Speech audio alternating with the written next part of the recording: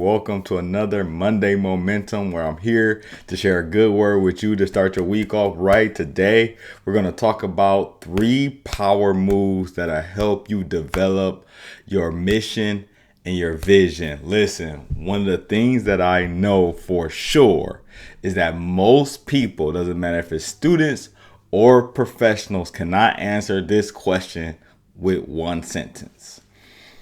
What's your mission? What's your vision? I'm not talking about detailing a whole paragraph. What's going on with you, Keith? How you doing?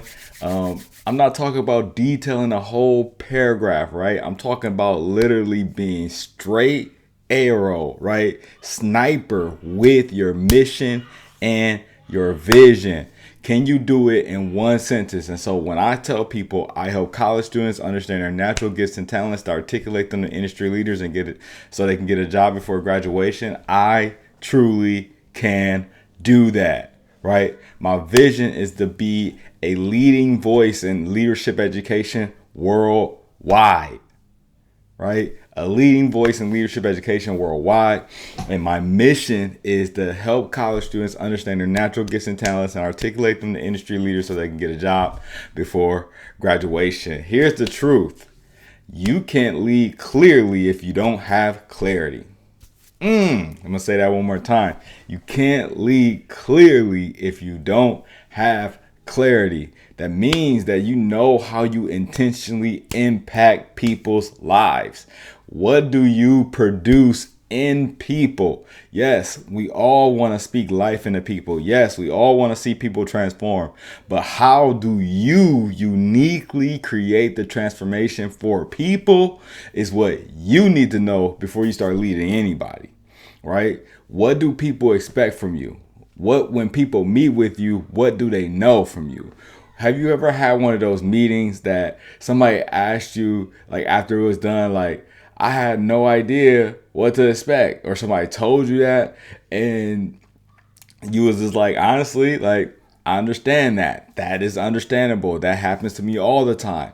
And here's the reality. If that happens to you all the time, that means that people don't know what they're coming to you for. That was a time when in my career, when I would have students come with me, and they'd be like, I had no idea what to expect. Now, when students meet with me, they know exactly what to expect. We're going to talk about the top challenges that you're having as it relates to getting in the industry, as it relates to getting to grad school, right? And everything that we're doing from freshman year all the way through graduation is the things that we're doing to set you up for success post-graduation, right? And so that is what my students get from me. What do they get from you? What is your mission? What is your vision? And like I said, most people can't answer that question in one sentence. And so this is why you come work with me. And so if you want 3 ways to kind of think differently about your mission and your vision, make sure that you watch this video. Of course, if you're watching this on YouTube, you want to like, share, and subscribe. And so the strategy number 1, right, is don't confuse your title with your purpose. Okay, I'm going to say that one more time. Don't confuse your title with your purpose. So you might be a manager, you might be an educator, you might be an organization leader, you might be a coach, you might be a student leader, but your mission is deeper than your role, right? Your mission is the reason why you show up. Your role is not the reason why you show up. The role is the reason why you clock in. But I'm talking about when you show up, like when you really transform a person's life, when you really go that extra effort, when you put in that extra mile, that's when you really showed up, right? Your mission is kind of like your internal compass. It's literally telling you the direction that you need to go. And so when you put your purpose to the pavement, that's how you find your mission, right? You can't find mission in stagnation. That's what I'm trying to tell you. If you're not moving forward, you won't be seeing mission. And so this is for the people who stop themselves from doing anything before they start anything because it has to be perfect. And here's the reality. Imperfect progress moves you into your purpose. Imperfect progress moves you into your purpose. It can't be perfect, because the reality is, if we are not making mistakes, we aren't fully learning, we're not fully investing, we're not fully putting ourselves out there so that we can be the leaders that has the ideas that helps us pivot or helps group move and adapt and help them be more understanding of challenges, right? Only through mistakes do we understand that. And so I need you to understand that for this situation, right? Don't confuse your title with your purpose, and your purpose on the pavement gets you to your mission. And so your mission is the direction that you're going in, right? What do you do every single minute of every single day, of every single hour, of every single week, of every single month to ensure that you are pushing yourself forward? That is mission work, right? And so for some people, mission work is getting into an industry, right? Some people, mission work might be getting into speaking. What's going on, Doc? What's going on, Dr. Connors? Some people might be looking at their mission as being a student leader, being an organization leader, right? Like whatever your mission is for that moment, it's going to push you in a direction.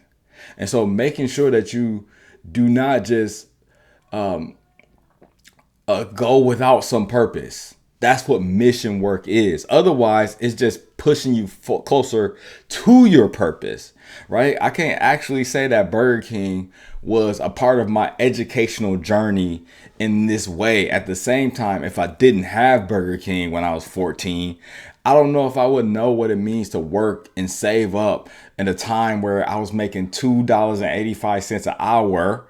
To buy Jordans, I was $100 and some, right? Like, I learned how to save up dollars to become hundreds of dollars so that I can get the things that I want. And that's something that's like a idea that I'm definitely, or a parental philosophy that I'm definitely going to pass on to my kids. Because now I know the value of the stuff that I buy is the stuff that I care about, right? Think about it. Like, when you get stuff for free, you don't value it the same. But when you work hard for it, when you save up for it, when you put in that extra energy, when you put in that extra effort, when you make sure you tabulate on and budget all the things that you need to do in order to get the thing that you want, you value it differently. And that's the same thing with your mission. When you do the work, when you make the mistakes, when you have the hardships, when you go through the challenges, when you overcome some stuff and you literally achieve your mission, that's what makes it worth it. That's how you know it's purposeful.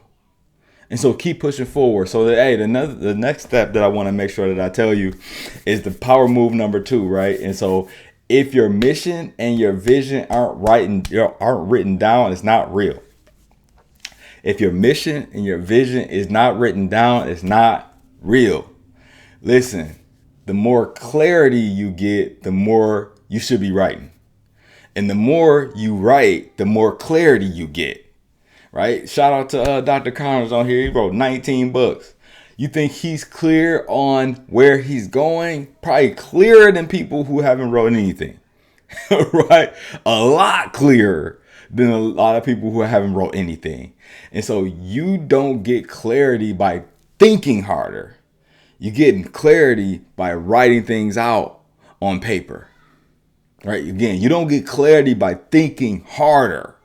You get clarity by being able to manipulate ideas on a piece of paper, help organize it so that you can put it together in a way that makes sense for you. Written things become real things. I'm firmly believe in that, right? Every building had an architect blueprint first, right? Every single thing that became reality was written down first. Everything. And so what makes you think your mission and your vision is any different, right? If it's not written down, if you're not doing something every single day, every single week, every single month, every single year to make your vision or your mission become a reality, you're just dreaming. You're just hoping. You're just praying. And what they say in the Bible, prayer without works is dead. All right. And so I want to make sure that you all catch that, right? Here's another thing that I need you to know about the writing down your mission and vision, right?